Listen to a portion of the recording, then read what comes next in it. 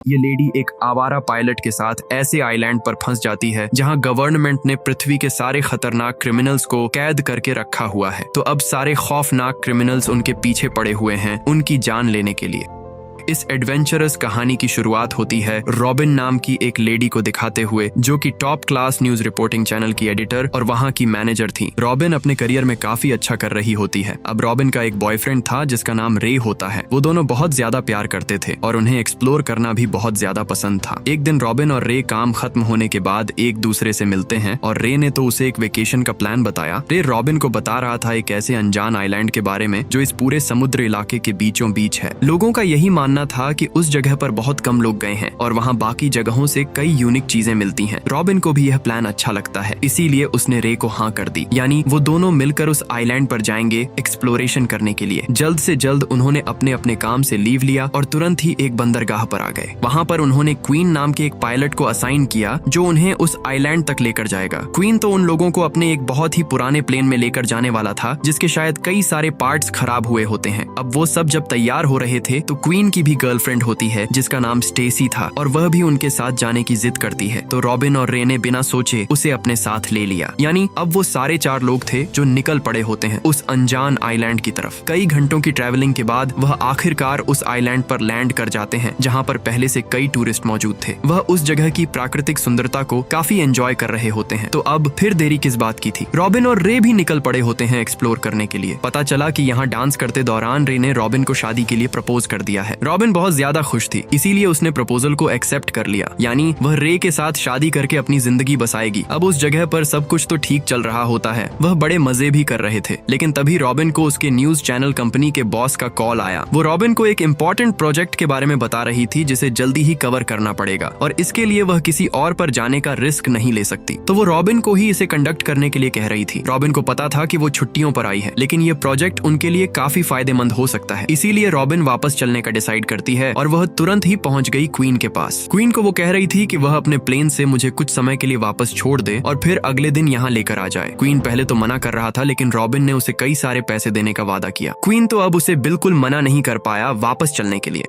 Robin ने सारी बातें अपने बॉयफ्रेंड रे को भी समझा दी होती हैं। रे भी रॉबिन से पहले गुस्सा था क्योंकि ये उनका पर्सनल टाइम होता है, पर रॉबिन उसे समझाती है कि इस चीज के बाद उसे काफी प्रॉफिट होगा। शायद उसे कंपनी के अंदर अपर लेवल वाली पोजीशन मिल जाए। आखिरकार रे भी उस कंडीशन को समझता है और रॉबिन को जल्दी वापस आने के लिए कहता है। रॉबिन भी रे से अलविदा लेकर क्वीन के साथ उस प्लेन के अंदर बैठ जाती है और निकल पड़ती है सिटी की तरफ। पर इस बात से वह एकदम अनजान थी कि कुछ ही समय में वह कितनी बड़ी मुसीबत में फंसने वाली है। रॉबिन और क्वीन उस खटारा प्लेन के अंदर बैठ जाते हैं और आसमान में उड़ते रहते हैं। उन्हें डेस्टिनेशन तक पहुंचने के लिए अभी भी कई घंटे हैं। तो क्वीन अच्छे से काम करता है और प्लेन को कंट्रोल करते हुए आगे बढ़ता है। लेकिन पता चला कि सामने की तरफ बहुत ही घने बादल हैं। वहां पर तो बिजली भी कड़क रही थी जिससे सामने वाला रास्ता दिखाई नहीं देता। अब क्वीन प्लेन को वापस भी नहीं मोड़ सकता क्योंकि यही एक वे होता है। इसलिए वह ज्यादा ना सोचते हुए प्लेन को उन घने बादलों के अंदर घुसा देता है। अब कुछ देर तक तो तेजी से हवा चलने के कारण उनके प्लेन को झटके लगने लगते हैं। प्रॉब्लम तब हो जाती है जब यह बिजली का झटका सीधा उनके विंग पर आकर लगता है। सारी कम्युनिकेशन डिवाइसेस काम करना बंद कर दे रहे थे। यानी क्वीन मदद के लिए किसी रेस्क्यू टीम को बोल भी नहीं सकता। रॉबिन इन चीजों से इतना ज्यादा पैनिकिक होने लगी कि वह अपने स्ट्रेस की गोलियां खाने लगती है और डर के मारे उसने इतनी गोलियां खा ली कि उसे बेहोशी होने लगी। क्वीन बेचारा प्लेन को संभाले या फिर रॉबिन को, वो जैसे तैसे रॉबिन को एक जगह पर बिठाता है, पर वो तो बेहोशी में थी। क्वीन ने नोटिस किया कि इस कंडीशन में वापस लौटना ही ठीक रहेगा, लेकिन उसके प्लेन में इतनी फ्यूल ही नहीं है कि वह वापस जाए। यानी उसे अपने प्लेन को बीच में ही कहीं रोकना होगा। आसपास जब वो नजर घुमाता है तो क्वीन को सामने एक आइलैंड दिखाई दिया। उस आइलैंड के बारे में क्वीन को तो नहीं पता था, लेकिन उससे अच्छी जगह उसे दिखाई नहीं दे रही थी। इसीलिए अब वह रॉबिन के साथ सीधा प्लेन को लेकर उस आइलैंड पर लैंड करने के लिए चला गया। आइलैंड एकदम से सुनसान था और कुछ भी दिखाई नहीं देता, पर जैसे तैसे क्वीन ने अपने प्लेन की वहां पर लैंडिंग की और वह पूरी कोशिश कर रहा था कि प्लेन को डैमेज ना पहुंचे। लेकिन किनारे पर कुछ ऐसे पत्थर थे जिससे कि प्लेन का बैलेंस बिगड़ गया और वह दोनों तो एक किनारे पर जाकर डायरेक्टली टकरा जाते हैं। यानी रॉबिन और क्वीन अब ऐसे आइलैंड पर फंस चुके हैं जहां से निकलने का रास्ता किसी को नहीं पता।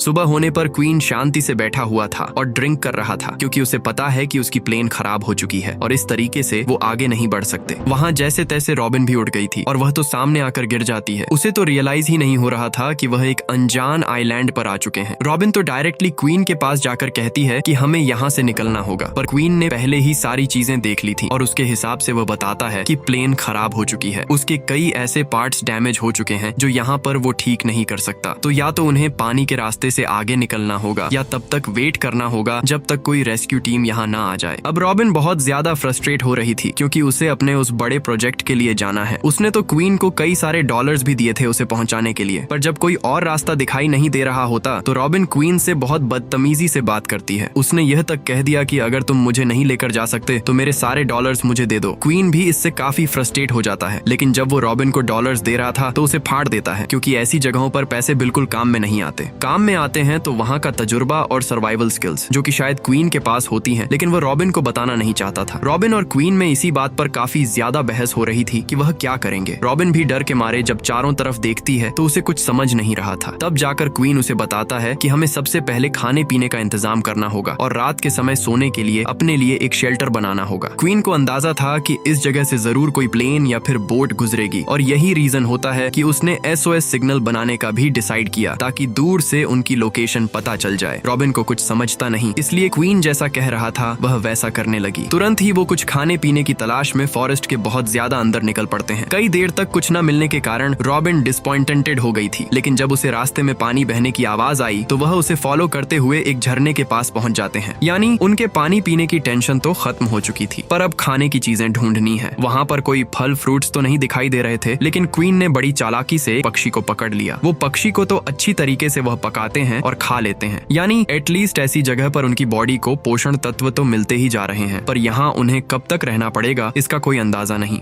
अगले दिन प्लेन के अंदर कुछ छानबीन करते दौरान रॉबिन को एक लाइफ बोट मिलती है, यानी अगर इसमें हवा ब्लो कर दी जाए तो इसकी मदद से समुद्र को पार किया जा सकता है। रॉबिन जब ये चीजें पूछने के लिए क्वीन के पास जाती है तो क्वीन साफ मना कर रहा था, क्योंकि ये लाइफ बोट इतने बड़े समुद्र में सरवाइव नहीं कर पाएगी। अगर वह पानी के अंदर लेकर गई तो शुरुआत में तो सब ठीक रहेगा, लेकिन जब लहरों का बहाव काफी तेज हो जाएगा तो उसे डूबने में टाइम नहीं लगेगा। यानी लाइफ बोट वाला प्लान एकदम से बेकार है, उन्हें किसी की मदद का वेट तो करना ही होगा। अब दूसरी तरफ हमें उस आइलैंड पर रॉबिन का बॉयफ्रेंड रे दिखाया जाता है। रे तो अपना वहाँ पर एंजॉय कर रहा था, तभी उसे एक फोन कॉल आई। ये फोन कॉल रॉबिन के बॉस का था, जो ये बता रही थी कि रॉबिन अभी तक पहुंची नहीं है, उसे एक इम्पोर्टेंट प्रोजेक्ट जो कंप्लीट करना है। पर रे इतना ज्यादा चौंक गया और बताने लगा कि रॉबिन एक दिन पहले ही यहाँ से निकली थी किसी पायलट के साथ। अब तक तो उसे पहुंच जाना चाहिए था, लेकिन उसकी बॉस यही बताती है कि वो अभी तक नहीं आई है। रे तो अब काफी डरने लगा अपनी गर्लफ्रेंड के लिए, और वहाँ पर तो क्वीन की गर्लफ्रेंड स्टेसी भी मौजूद थी। स्टेसी को भी जब रे ने सब कुछ बता दिया तो दोनों काफी पैनिक करते हैं और वहाँ के एक कैफे से रेस्क्यू टीम को कॉल करने के लिए बोलते हैं। दोनों को वही लग रहा था कि उनकी प्लेन शायद कहीं पर क्रैश हो गई है, तो रॉबिन और क्वीन को ढूंढना मैंडेटरी हो जाता है। रॉबिन और क्वीन एक दूसरे से कई सारी बातें शेयर करते हैं। इनफैक्ट शुरुआती समय में उनके अंदर जो तनाव का माहौल था और जो दुश्मनी थी वह पूरी तरीके से खत्म हो चुकी होती है। दोनों साइलेंट पर अकेले हैं तो एक दूसरे से बात करने के अलावा कोई ऑप्शन नहीं बचता, और यही चीजें उन्हें काफी ज्यादा कंफर्टेबल बना देती है। दोनों एक दूसरे से अपनी लाइफ की हर एक चीजें शेयर कर रहे थे। इनफैक्ट रॉबिन शुरुआत में समझती थी कि क्वीन बहुत ही ज्यादा अकड़ो इंसान है, पर क्वीन सच में एक भला आदमी है जो दूसरों के बारे में सोचता है।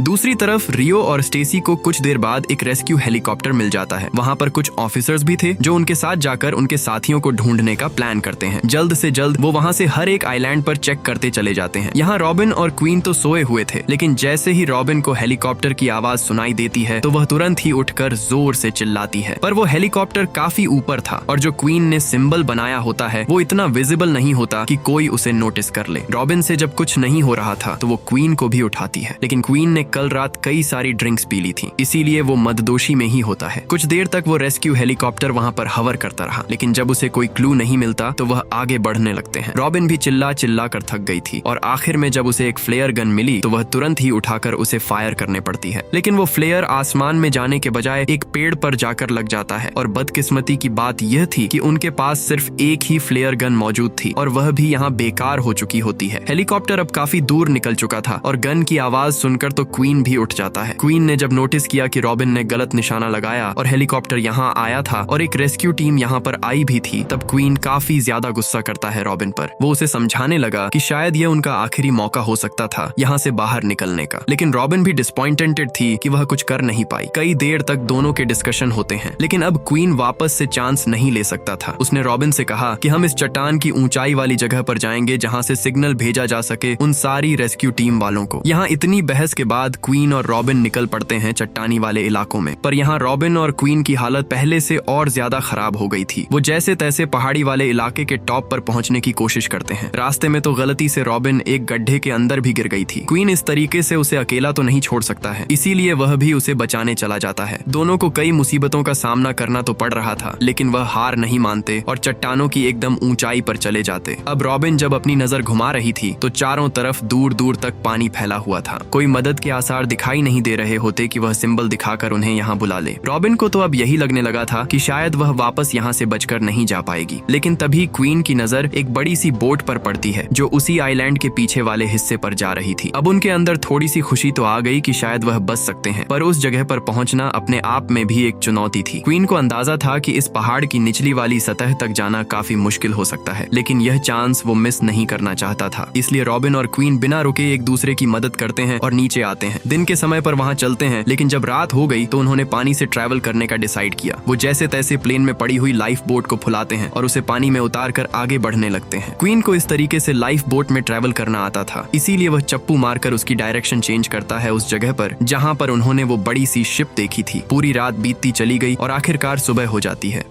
वह दोनों उस शिप के पास पहुंचकर काफी खुश तो होते हैं, लेकिन क्वीन ने जब अपने बयानो किलर से वहां पर नोटिस किया तो वह दिखता है कि शिप के ऊपर कई गुंडे मौजूद हैं और उन्होंने एक टूरिस्ट को मारकर पानी में फेंक दिया है। इससे क्वीन को इतना तो क्लियर हो गया कि ये सभी बुरे लोग हैं और एक तरीके से यहाँ से गुजरने वाले लोगों पर कब्जा कर लेते हैं उन्हें मारकर। क्वीन ने रॉबिन से कहा कि हमें उनकी नजर में आए बिना यहाँ से निकलना होगा, लेकिन तब तक रॉबिन काफी आवाज कर चुकी थी जिससे उन सारे गैंगस्टर और क्रिमिनल की नजर उनके ऊपर पड़ जाती है। उन सारे क्रिमिनल्स का एक लीडर था जो सीधा अपने आदमियों को आदेश देता है कि उन लोगों को पकड़ कर लेकर आओ। क्वीन और रॉबिन तो ट्राई कर रहे थे कि वह बोट की मदद से किनारे पर पहुंचे, लेकिन उन गैंगस्टर्स के पास मोटर बोट थी जो ऑब्वियसली उनके नॉर्मल बोट से काफी तेज चल रही होती है। सभी के पास कई एडवांस हथियार भी मौजूद थे जिससे कि वह उन्हें मार सकते हैं। उन्होंने तो ऑलमोस्ट उनके ऊपर हमला भी कर दिया, जिससे कि रॉबिन और क्वीन की उस लाइफ बोट में छेद हो गए थे, यानी यहाँ से निकलने का आखिरी रास्ता भी बेकार हो चुका है। पर फिर भी रॉबिन और क्वीन अपनी जान बचाते हैं और किनारे पर पहुंचकर फॉरेस्ट के अंदर जाने का ट्राई करते हैं। सारे गैंगस्टर्स भी अब उस जगह पर पहुंच चुके थे जो जैसे तैसे भागते हुए आखिरकार क्वीन और रॉबिन को बंदी बना लेते हैं। वो सभी बुरे लोग क्वीन को बहुत ज्यादा मारते हैं और रॉबिन के साथ बदतमीजी करते हैं। बेचारी रॉबिन को यही लग रहा था कि अब ये लोग उन्हें मार देंगे। इसी वजह से वह क्वीन को और खुद को बचाने के लिए एक बहाना करती है। उसने तो क्रिमिनल्स से कह दिया कि उनके पास कई सारे डॉलर्स मौजूद हैं जो कि वह प्लेन के अंदर अपने साथ लाए थे, जबकि ऐसा रियलिटी में कुछ होता नहीं। रॉबिन सिर्फ उन सभी को गुमराह करने की कोशिश कर रही होती है। अब रॉबिन के यह कहने पर सारे क्रिमिनल्स उसकी बात मान लेते हैं और कहते हैं कि हमें उस जगह पर लेकर चलो। यानी अब रॉबिन और क्वीन आगे बढ़ते रहते हैं उस जगह पर जाने के लिए जहां वैसे कुछ डॉलर्स रखे ही नहीं गए हैं, और अगर शायद गैंगस्टर्स को इस झूठ के बारे में पता चलेगा तो वह जरूर रॉबिन और क्वीन को मार देंगे। यही डर तब से उनके मन में बैठा हुआ था। अब फॉरेस्ट में एक ऐसी जगह पर आने के बाद जहाँ से ढलान शुरू हो रही थी, वो दोनों मौका देते हैं और सीधा वहाँ से गिरने लगते हैं। आसपास बहुत ज्यादा पेड़ पौधे थे, इस वजह से वो क्रिमिनल्स जब गोलियां चला रहे होते हैं तो उन्हें लगती नहीं, लेकिन वो उन दोनों का पीछा करना रोक नहीं रहे थे। रॉबिन और क्वीन बेचारे इतनी तेजी से भागते हैं वहाँ से निकलने के लिए, पर पता चला कि पहाड़ी वाला इलाका खत्म हो रहा है और वहाँ से तो सिर्फ पानी ही पानी है। वह क्रिमिनल्स भी अब ठीक उनके पीछे ही थे। इस वजह से क्वीन ने मजबूरी में आकर रॉबिन को ऊपर से धकेल दिया और खुद भी कूद गया। दोनों इतनी ऊंचाई से पानी के अंदर गिरते हैं कि उन्हें कई जगहों पर चोटें भी लगीं। पर अच्छी बात थी कि वह क्रिमिनल्स नीचे नहीं कूद पाए, यानी कुछ समय के लिए रॉबिन और क्वीन की जान बच गई है। पर इस आइलैंड पर रहकर ऐसा कब तक चलता रहेगा यह कुछ बोल नहीं सकते। फिलहाल वो दोनों पानी से जैसे तैसे बाहर निकलते हैं और फॉरेस्ट में भाग जाते हैं।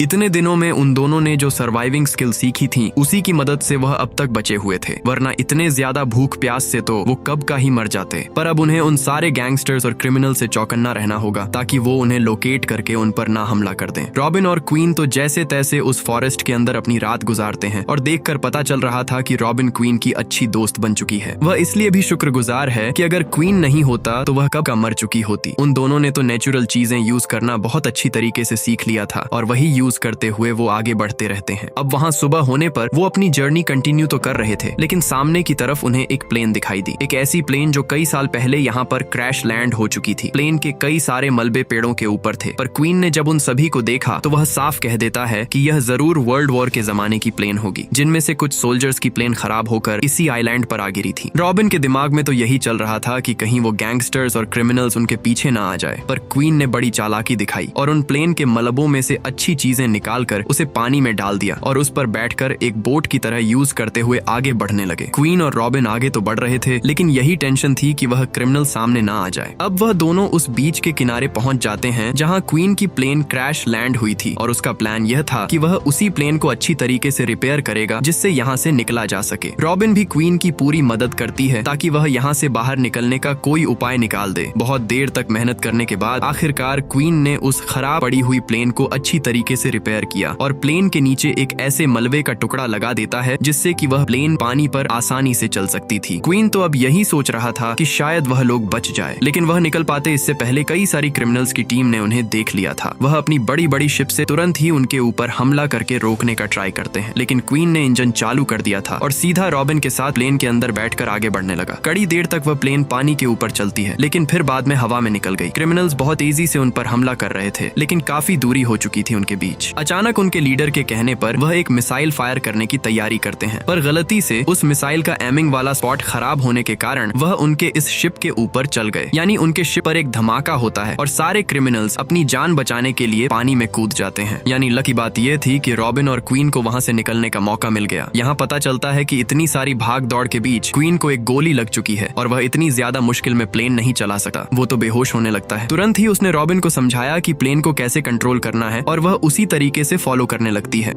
हमें अब रे और स्टेसी को दिखाया गया जो इतने दिनों तक अपने अपने पार्टनर्स को ढूंढ रहे थे। उन्होंने तो कई रेस्क्यू टीम्स भी अलग अलग आइलैंड पर भेजी, पर उनका कुछ पता ही नहीं था। एक समय पर तो सारे रेस्क्यूअर्स ये मान चुके थे कि वह दोनों मर चुके हैं। अब वापस से रेस्क्यू मिशन कंटिन्यू करने का कोई फायदा नहीं है। रे और स्टेसी ने भी ये एक्सेप्ट कर लिया था और बाकियों के साथ वो किनारे पर रहकर रॉबिन और क्वीन को श्रद्धांजलि देते हैं। लेकिन रे और स्टेसी को देखकर ये लग नहीं रहा होता कि वो किसी भी चीज के लिए बहुत ज्यादा दुखी हैं। अब जो वो अपने प्रोसेस में आगे बढ़ती, तभी अचानक ऊपर से एक प्लेन आती है। यह प्लेन कोई और नहीं बल्कि वही थी जिसे कि रॉबिन चला रही होती है। यानी वह उसे जैसे तैसे कंट्रोल करते हुए उस जगह पर पहुंच ही गई। पर सबसे बड़ा प्रॉब्लम था कि उसे लैंड करना बिल्कुल नहीं आता। साइड में क्वीन घायल पड़ा हुआ है जिसकी हालत बहुत खराब है, लेकिन जैसे तैसे वह पानी में प्लेन को लैंड कराती है और पानी में डूबने लगती है। पर अब उन्हें आसानी से रेस्क्यू कर लिया गया था और लोगों का यह मिथ दूर हो जाता है कि रॉबिन और क्वीन मर चुके हैं। कुछ ही दिनों के अंदर क्वीन को हॉस्पिटलाइज कर दिया गया था और उसकी अच्छी तरीके से देखरेख की जाती है। वहाँ पर तो रॉबिन भी पहुंच गई जो उससे कई सारी बातें करती है। इनफैक्ट क्वीन को इतना समझ गया था कि रॉबिन उससे प्यार करने लगी है। वह अपनी आगे की जिंदगी उसके साथ बिताना चाहती थी, लेकिन क्वीन जानता था कि यह गलत होगा। क्वीन एज में बहुत बड़ा है और रॉबिन उससे भी अच्छा लड़का ढूंढ सकती है अपने लिए। तो यही रीजन होता है कि क्वीन ने रॉबिन को मना कर दिया और उसे थोड़ा बुरा भी लगने लगा। लेकिन हमें एक सच्चाई पता चली कि रॉबिन और क्वीन जब उस आइलैंड पर फंसे हुए थे तो उन दोनों के पार्टनर्स यानी कि रे और स्टेसी एक दूसरे के क्लोज आ चुके होते हैं। यानी वह दोनों अपने अपने पार्टनर्स के प्रति बिल्कुल भी लॉयल नहीं थे। इनफैक्ट रे ने तो रॉबिन और क्वीन को ढूंढने की ज्यादा कोशिश भी नहीं की। यानी कि रॉबिन उस आदमी के लिए वापस जा रही है जो उसका कभी था ही नहीं।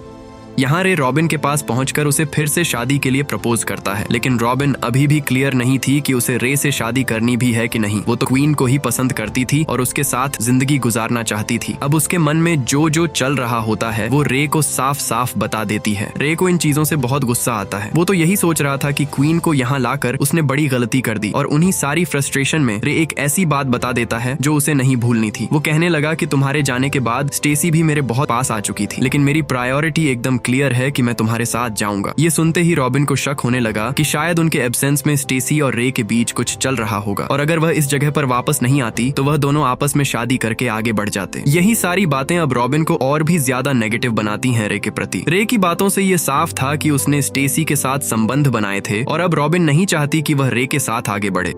वहाँ दूसरी तरफ क्वीन जो कि हॉस्पिटलाइज होता है, उसे बहुत ज्यादा पेन हो रहे थे, पर कुछ ही समय में वह यह बात समझ गया कि वह भी रॉबिन से प्यार करता है। उसने जितना भी समय रॉबिन के साथ आइलैंड पर बिताया था वो किसी एडवेंचर चीज से कम नहीं। तो इसलिए अब क्वीन तुरंत ही हॉस्पिटल से भागता है रॉबिन को रोकने के लिए, क्योंकि रॉबिन आज फ्लाइट पकड़कर जाने वाली थी यहाँ से। पर घायल पड़े हुए किन को एयरपोर्ट पहुंचने में काफी देरी हो जाती है और वो प्लेन टेक ऑफ तो कर चुकी थी, यानी उसने काफी देर कर दी रॉबिन को रोकने के लिए। क्वीन एकदम हताश हो जाता है और जैसे ही वह पीछे मुड़ता है तो पता चला कि वहाँ रॉबिन खड़ी हुई है। वह जानबूझकर रे के साथ प्लेन के अंदर नहीं गई, क्योंकि उसे भरोसा था कि क्वीन यहाँ पर आएगा जरूर। दोनों एक दूसरे को देखते हैं और साथ में पूरी जिंदगी बिताने का डिसाइड करते हैं। उन दोनों का यह रहस्यमयी प्यार उस अनजान आइलैंड पर बना था जब वहाँ पर सिर्फ वो दोनों थे और कई सारी चीजें उनकी जान लेने के पीछे पड़ी हुई थी। फिर भी उन्होंने हार नहीं मानी और आज जाकर वह एक हो चुके हैं। रॉबिन ने तो क्वीन को शादी करने के लिए प्रपोज किया और क्वीन मान भी जाता है, यानी उनकी स्टोरी की हैप्पी एंडिंग आखिरकार हो ही गई। हमारी भी कहानी इसी तरीके से यहीं खत्म हो जाती है।